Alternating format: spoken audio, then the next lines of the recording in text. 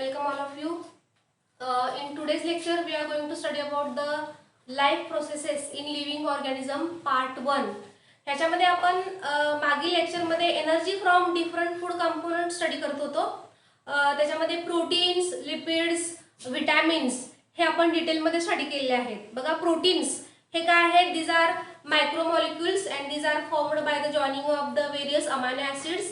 हे जे प्रोटीन्स आहेत ते वेगवेगळ्या अमायनो ॲसिड्सची जी लिंक असते त्याच्यापासून तयार झालेले असतात. प्रोटीन्स ऑफ ॲनिमल ओरिजिन याला म्हटलं जातं फर्स्ट क्लास प्रोटीन. ओके, हे लक्षात ठेवायचे. तुम्हाला परत परत मी रिपीट करायला लागले. ॲनिमल प्रोटीन हे फर्स्ट क्लास प्रोटीन आहे. Okay, energy yield per gram of protein is about 4 kilo calories. Okay, तर हे जे महत्त्वाचे पॉइंट्स आहेत ते लक्षात ठेवणं गरजेचं आहे. ग्लुकोनिओजेनेसिस या प्रोसेसला म्हटलं जातं conversion of the access protein into the useful substances that is in the form of the glucose. ठीक आहे, तर रुबिस्को हे जे प्लांट क्लोरोप्लास्ट मध्ये प्रेझेंट असणारं सगळ्यात महत्त्वाचं जे मॉलिक्यूल आहे, तर हे नेचरमध्ये they are mostly abundant protein in the nature. Rubisco हे जे आहे ते अबंडंटली हे नेचरमध्ये प्रेझेंट असतं. ठीक आहे, सो लिपिड्स जे आहेत, lipids these are also useful for the formation of the energy. बघा लिपिडचं डायजेशन होतं. Lipids are converted into fatty acids. Okay, as well as in the form of the alcohols. So lipids they are also useful for our body for the production of the energy. बघा lipids किंवा हे जे fatty molecules आहेत दे are also useful for the formation of the various types of the hormones. हे जे lipids molecules आहेत हे fatty molecules आहेत. ह्याचा उपयोग आपल्या बॉडीसाठी हार्मोन तयार करण्यासाठी केला जातो. प्रोजेस्टेरॉन, इस्ट्रोजन, त्याच्यानंतर टेस्टेस्टेरॉन, अल्डेस्टेरॉन हे अशासारखे जे हार्मोन्स आहेत हे हार्मोन्स तयार करण्यासाठी हे फॅटी ॲसिड्स वापरले जातात. Okay, and they are also used for the producing the covering of the axon of the nerve cells. जे काही नर्व सेल्स आहेत ब्रेनमध्ये, काही नर्वस न्यूरॉन जे असतात त्या न्यूरॉन्समध्ये प्रेझेंट असणारा जो एक्झॉन आहे, तर त्या एक्झॉनचं जे कव्हरिंग आहे ते कव्हरिंगसाठी सुद्धा या ठिकाणी फॅटी ॲसिड्सचा उपयोग केला जातो. जे काही आपल्या बॉडीमध्ये प्रेझेंट असणारे जे मसल्स आहेत त्याच्या भोवताली सुद्धा या ठिकाणी फॅटी टिश्यूजचं आवरण प्रेझेंट असतं. तर फॅटी ॲसिड्स, फॅटी टिश्यूज हे सगळ्यात महत्त्वाचे आहेत. एनर्जी तयार करण्याचं काम करत असतात. हे एक प्रकारचं आपल्या बॉडीला वंगण म्हणून काम करत असतात. बघा व्हेकल्समध्ये, सायकलमध्ये जसं तुम्ही तेल घालताय तसं आपल्या बॉडीमध्ये हे फॅटी ॲसिड्स असणं गरजेचं आहे. फॅटी टिश्यूज असणं गरजेचं आहे. ओके, फॅटी मॉलिक्युल्स असणं गरजेचं आहे. तरच आपल्या बॉडीची जी प्रक्रिया आहे, जी काही मुवमेंट आहे, जी काही हालचाल आहे ती प्रॉपरली होत असते. ठीक आहे, तर आजच्या ह्या पॉइंटमध्ये नेक्स्ट पॉइंट जो आहे त्याच्यामध्ये आपल्या बॉडीसाठी आणखीन एक सगळ्यात महत्त्वाचा जो पार्ट आहे तो म्हणजे वॉटर. हे पाणी सुद्धा आपल्या शरीराला खूपच गरजेचं असतं. बघा मागच्या लेक्चरमध्ये आपण विटॅमिन्स पर्यंत स्टडी केलेलं आहे. Tell me which are the soluble vitamins as well as the insoluble vitamins. बघा सोल्युबल विटॅमिन्स कुठले कुठले आहेत? वॉटर सोल्युबल विटॅमिन्स आहेत विटॅमिन बी आणि विटॅमिन सी. आणि वॉटर इनसोल्युबल विटॅमिन्स आहेत, सॉरी फॅट सोल्युबल किंवा वॉटर इनसोल्युबल त्याला म्हणू शकतो आपण. फॅट सोल्युबल विटॅमिन्स कुठले कुठले आहेत? विटॅमिन ए, डी, ई आणि के. बघा विटॅमिन ए, डी, ई आणि के हे विटॅमिन्स काय असणार आहेत? वॉटर इनसोल्युबल किंवा फॅट सोल्युबल असं पण तुम्ही म्हणू शकताय. ठीक आहे, तर वॉटर जे आहे ते आपल्या शरीराला खूपच गरजेचं आहे. जर आपण रोजच्या रोज पाणी जर व्यवस्थितरित्या नाही पिलं तर आपल्या बॉडीमध्ये डिहायड्रेशन होऊ शकतं, म्हणजे पाण्याची कमतरता आपल्या शरीराला भासू शकते. ठीक आहे, so water is most essential for our body for for functioning of the various life processes. बघा ह्युमन बॉडीमध्ये जवळजवळ 65 to 70% वॉटर हे प्रेझेंट असतं. नॉर्मल कंटेंट किती असणं गरजेचं आहे? जवळजवळ 65 ते 70% पाणी गरजेचं आहे. बघा लहानपणी तुम्हाला तुमच्या आई वडिलांनी किंवा बाहेरच्या लोकांनी म्हटलं असेल बघ तुझ्या अंगात खूपच पाणी आहे, तर बरोबर आहे, शरीरामध्ये पाणी जास्तच असणं गरजेचं आहे. बघा 65 to 70% वॉटर मॉलिक्युल्स असतात. Each cell contains 70% of water. प्रत्येक जी सेल आहे आपल्या बॉडीमध्ये, जे काही बॉडी सेल्स आहेत किंवा सोमॅटिक सेल्स आहेत, तर त्याच्यामध्ये जवळजवळ 70% इतकं काय असतं? पाणी असतं. आणि हे सायटोप्लाझमच्या स्वरूपात प्रेझेंट असणार आहे. Blood plasma contains about 90% of water. बघा ब्लड प्लाझ्मा जो आहे त्याच्यामध्ये जवळजवळ 90 to 92% इतकं सुद्धा वॉटर असू शकतं. बघा ब्लड प्लाझ्मा जो आहे आपल्या शरीरामध्ये जे ब्लड आहे त्या ब्लड प्लाझ्मामध्ये जवळजवळ 90% वॉटर मॉलिक्युल्स हे प्रेझेंट असतात. So water is very essential nutrient. Water हे सगळ्यात महत्त्वाचं काय आहे, न्यूट्रिएंट आहे. Okay, and it is mainly useful for functioning of the various types of the cells. जे काही आपल्या बॉडीमध्ये सेल्स आहेत त्या सेल्सचं प्रॉपर फंक्शन होण्यासाठी, त्या सेल्सची जी रोजची जे काम आहे, रोजचं जे कार्य आहे ते प्रॉपरली होण्यासाठी पाणी खूपच गरजेचं असणार आहे. आणि समजा आपल्या शरीराला अगदी कमी प्रमाणात जर पाणी मिळालं, म्हणजे when there is a little loss of water, समजा जर आपल्या बॉडीमध्ये कमी पाणी त्या सेल्समध्ये जर तयार व्हायला लागलं किंवा ह्या ठिकाणी कमी जर पाणी झालं तर सगळीच्या सगळी पूर्ण बॉडी जी आहे ती डिस्टर्ब होते. Okay, whole body it becomes disturbed. ह्याचं कारण काय आहे, तर पाणी आपल्या शरीराला खूपच गरजेचं आहे. ज्या काही लाईफ प्रोसेसेस आहेत, बघा ज्यावेळेस तुम्ही अन्न खात असता त्यावेळेस लिक्विड फूड पार्टिकल्स शरीरामध्ये जाणं गरजेचं आहे. ओके, मग नाहीतर काय होऊ शकतं, डायजेशन होणार नाही प्रॉपर फूडचं डायजेशन नाही झालं तर कॉन्स्टिपेशन होऊ शकतं. तुम्हाला जे काही फिकल मॅटर तुमच्या बॉडीमध्ये तयार झालेलं असतं ते बाहेर टाकायला सुद्धा या ठिकाणी त्रास वेदना होऊ शकतात, म्हणजे त्याला कॉन्स्टिपेशन असं म्हटलं जातं. So water is most essential. शिवाय आपल्या बॉडीमध्ये ज्या काही अदर प्रक्रिया आहेत, म्हणजे एक्सक्रिशनचे जे काम आहे, एक्सक्रिशन म्हणजे removal of the nitrogenous waste material. बघा जे नायट्रोजनस वेस्ट मटेरियल जे आहे, बघा ब्लडमध्ये जे काही टॉक्सिक एलिमेंट्स असतात तर हे टॉक्सिक एलिमेंट्स शरीराच्या बाहेर फेकणं खूप गरजेचं आहे. आणि मग ते टॉक्सिक एलिमेंट्स आहेत तसे बाहेर फेकले जातात का, तर नाही, तर ते पाण्याबरोबर डिझॉल्व्ह केले जातात. These are dissolved with help of the water and through the urine it is given out by the body. Urine मार्फत ते काय केलं जातं, शरीराच्या बाहेर फेकलं जातं. मग आता किडनीमध्ये बघा नेफ्रॉन जे आहे, त्या नेफ्रॉनमध्ये जे काही वॉटर मॉलिक्युल्स आहेत, जे एक्स्ट्रा जे वॉटर मॉलिक्युल्स आहेत ते परत काय केलं जातात, शोषून घेतलं जातं, रिअब्सॉर्ब करून घेतलं जातं. येते लक्षात. आणि मग जवळजवळ दिवसाला 500 ml ते 1 लिटर इतकं जे युरिन आहे ते आपण शरीराच्या बाहेर फेकतो. म्हणजे तितकं पाणी आपल्याला पिणं गरजेचं आहे. बघा रोजच्या रोज आपल्याला जवळजवळ 9 ते 10 ग्लास इतकं पाणी पिणं गरजेचं आहे. ओके, तरच आपल्या शरीराला या ठिकाणी पाण्याची जे कमतरता आहे ती भासणार नाहीये. बघा रोजच्या रोज आता या ठिकाणी उन्हाळ्याच्या दिवसामध्ये तर पाणी खूपच पिण्याची गरज असते. तर रोजच्या रोज नेहमी तुमच्या जे कॉलेजची जी सॅक असते त्या सॅकमध्ये पाण्याची बॉटल नेहमी ठेवणं गरजेचं आहे. ठीक आहे. आणि पाणी रोजच्या रोज अगदी तासाला पिणं खूप गरजेचं आहे. तरच तुम्ही नॉर्मल आणि हेल्दी राहू शकताय. तरच तुमच्या रोजचं जे काम आहे ते प्रॉपरली होऊ शकतं, किंवा रोजचं जो डेली जो तुमचा जो व्यवहार आहे, रोजचं जे तुमचं काम आहे, एनर्जी आहे ती प्रॉपरली तुम्हाला मिळत जाणार आहे. बघा जास्त एक्सरसाइज केलात तर काय होतं, शरीरातनं घाम निघून जातो, स्वेटिंग होतं म्हणजे तुम्हाला या ठिकाणी काय होणार आहे, पाणी जे आहे तुमच्या शरीरातलं बाहेर फेकलं जातं.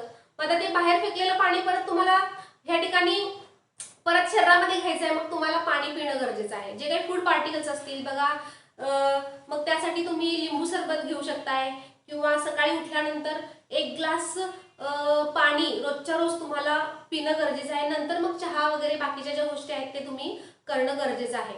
ओके, तर जेवल्यानंतर अर्ध्या तासानंतर भरपूर पाणी पिणं गरजेचं आहे. सो हिअर ह्या ज्या डेली ऍक्टिव्हिटीज आहेत त्या तुम्ही रोजच्या रोज पाळत असणारच आहे. तुम्हाला माहित आहे, तुमची आई तुमचे वडील तुम्हाला रोजच्या रोज सांगत असतील की पाणी भरपूर पी. पाणी जर नाही पिलं, कमी प्रमाणात पिलं तर तुमच्या किडनीवरती त्याचा हार्म पोहोचू शकतो, किडनीवरती लोड येऊ शकतो. म्हणजेच किडनी मार्फत जे युरिनेशनचं जे काम आहे ते प्रॉपरली होणार नाहीये. ओके, सो पूर्ण बॉडीचं नॉर्मल फंक्शन होण्यासाठी पाणी आपल्या शरीराला खूपच गरजेचं असतं. ठीक आहे. तर water molecules are most essential. Next आहे फायबर्स. आता पाण्याबरोबर ह्या ठिकाणी आणखीन महत्त्वाचा जो शेवटचा जो पॉइंट आहे, तर फायबर्स सुद्धा आपल्या शरीराला खूपच गरजेचे असतात. आता फायबर्स कुठले, तर जे काही आपण फूड मटेरियल खात असतो बघा, कच्च्या पालेभाज्या असतात. ओके, त्याच्यामध्ये तुम्ही वेगवेगळे जे फळभाज्या आहेत, पालेभाज्या आहेत, तर त्यांच्यामध्ये जे प्रेझेंट असणारे जे फायबर्स आहेत किंवा जर रोज तुमची मम्मी चपाती भाकरी करत असेल तर ती चपाती किंवा भाकरी करत असताना ते चाळून घेणं गरजेचं नाहीये. चाळल्यानंतर जे काही त्याच्यावरती जे काही जो कोंडा राहतो तो काय करता बरेच जण बाहेर फेकून देता, तर हे चुकीचं आहे. तर त्याच्या सहित तुम्ही भाकरी करणं गरजेचं आहे, त्याच्या सहित तुम्ही चपाती करणं गरजेचं आहे, तरच तुम्हाला तुमच्या शरीराला फायबर्स हे जास्त प्रमाणात मिळू शकतात. बघा काही जण सफरचंदाच्या वरची जी साल आहे ती काढून फेकून टाकतात आणि आतला जो पांढरा जो गर आहे तो फक्त खात असतात, तर हे खूप चुकीचं आहे.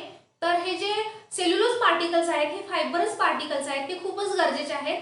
तर कशासाठी गरजेचे आहेत? ते फूड पार्टिकल्सचं डायजेशन होण्यासाठी. बघा स्टमक मध्ये गेल्यानंतर ते फूड पार्टिकल काय होतात, डायजेस्ट होतात. ओके, डायजेस्ट झाल्यानंतर तेच फूड पार्टिकल्स पुढच्या भागामध्ये म्हणजे इंटेस्टाईन मध्ये, स्मॉल इंटेस्टाईन, मग लार्ज इंटेस्टाईन मध्ये आणि मग इलियम, कोलॉन आणि रेक्टम एनस मार्फत बाहेर फेकले जातात.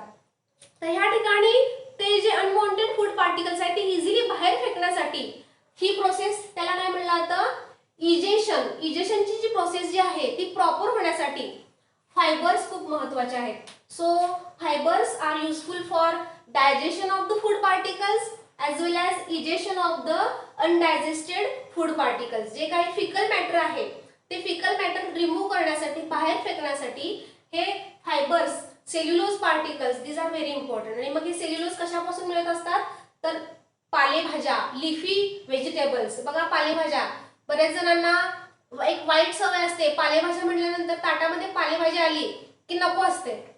मम्मीला सांगतात अगं मला नको, ही मेथीची भाजी नको, ही पालकाची भाजी नको, मला ही तांदळीची भाजी नको. तर असं म्हणणं चुकीचं आहे.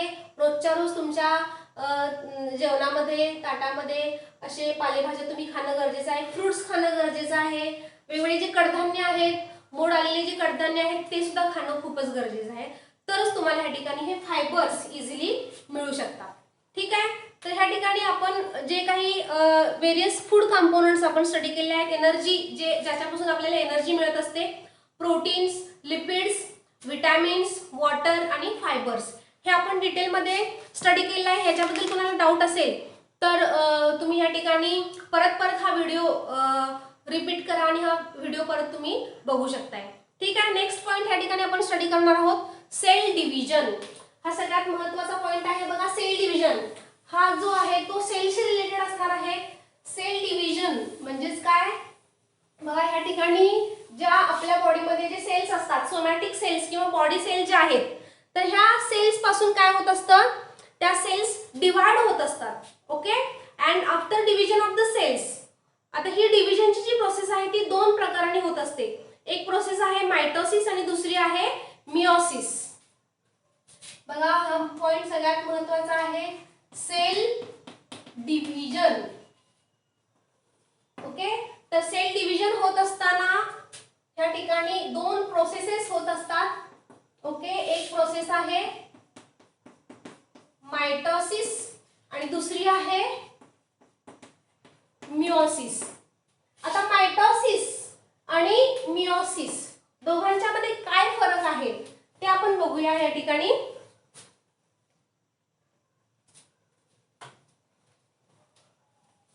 So in the mitosis what happens here, it is takes place in the somatic cell or in the body cell. Mitosis कुठे होत असतं, बॉडी सेल किंवा ह्यालाच आपण काय म्हणणार आहोत, सोमॅटिक सेल. मायटोसिस ही प्रोसेस कुठे होत असते, in our body cell or as well as or in the somatic cell. Okay, mitosis मध्ये ह्या ठिकाणी चार प्रोसेसेस असतात, चार फेजेस आहेत.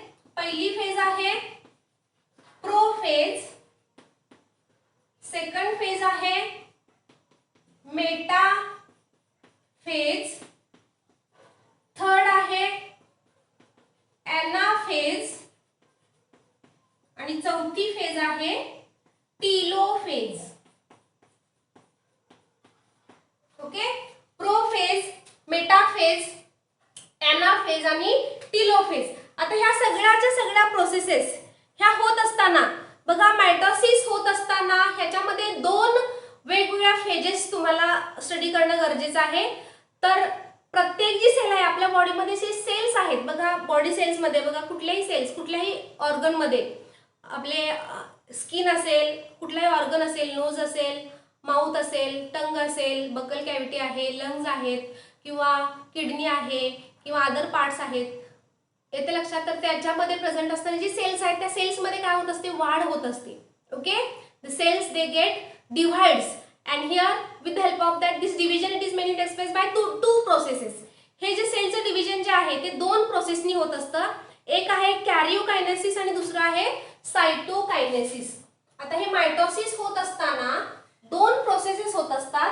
एक आहे बघा mitosis it is takes place by two processes. एक आहे कॅरिओकायनेसिस आणि दुसरा आहे सायटोकायनेसिस. बघा एक आहे कॅरिओकायनेसिस आणि दुसरी प्रोसेस आहे सायटोकायनेसिस. आता कॅरिओकायनेसिस म्हणजेच काय, this karyokinesis it is takes place inside the nucleus. म्हणून ह्याला काय म्हटलं जातं, न्यूक्लियर डिव्हिजन. बघा कॅरिओकायनेसिसला काय म्हटलं जातं, न्यूक्लियर डिव्हिजन. बघा काय म्हटलं जातं, कॅरिओकायनेसिस is also called as a nuclear division. Nuclear division म्हणजेच काय, बघा ही एक सेल आहे. ओके, ही सेल आहे. ह्या सेल मध्ये काय प्रेझेंट आहे, न्यूक्लियस प्रेझेंट आहे. तर ह्या न्यूक्लियसचे काय होणं, डिव्हिजन होणं, न्यूक्लियसचे भाग तयार होणं. Nucleus it is mainly divides. ह्या प्रोसेसला म्हटलं जातं कॅरिओकायनेसिस किंवा न्यूक्लियर डिव्हिजन. आणि दुसरी प्रोसेस आहे cytokinesis. Name indicate the characteristics of the cytokinesis. आता सायटोकायनेसिस म्हणजेच काय, सायटोप्लाझ्मिक डिव्हिजन. सायटोकायनेसिस याचा अर्थ काय आहे, सायटोप्लाझ्मिक डिव्हिजन. बघा सायटोप्लाझ्मिक डिव्हिजन येते लक्षात. बघा सायटोकायनेसिसचा अर्थ काय आहे, सायटोप्लाझ्मिक डिव्हिजन आणि कॅरिओकायनेसिसचा अर्थ काय आहे, nuclear division. Karyokinesis is takes place inside the nucleus. ही सेल आहे. बघा सेलच्या मध्ये तुम्हाला काय काय बघायला मिळतं, न्यूक्लियस आहे. ओके, न्यूक्लियसच्या बाजूला मग काय असतात, तिथं मायटोकॉन्ड्रिया आहे. Okay, other types of the cell organelles इथं प्रेझेंट असतात. परंतु इथं आपल्याला फोकस कशावरती करायचा आहे, फक्त न्यूक्लियस वरती करायचा आहे. येते लक्षात. तर हे न्यूक्लियसचं डिव्हिजन होणार आहे. Nuclear material it is divides. Okay, that process is called as the nuclear division or karyokinesis. आणि दुसरी प्रोसेस काय असणार आहे, सायटोकायनेसिस. सायटो म्हणजे सायटोप्लाझम, कायनेसिस म्हणजे डिव्हिजन. ओके, तर सायटोप्लाझमचं डिव्हिजन होणं. आता इथं बाहेर काय आहे, सगळं सायटोप्लाझम आहे. येते लक्षात. तर हे सायटोप्लाझम डिवाइड होतं आणि अशा पद्धतीनं असे दोन नवीन सेल्स तयार केले जातात. आता हे जे दोन नवीन सेल्स आहेत, हे दोन नवीन सेल्स तयार होत असताना बघा या ठिकाणी कुठल्या कुठल्या प्रोसेसेस या ठिकाणी गरजेचं असतात, तर प्रोफेज आहे, मेटाफेज आहे, एनाफेज आहे आणि टीलोफेज आहे. येते का लक्षात.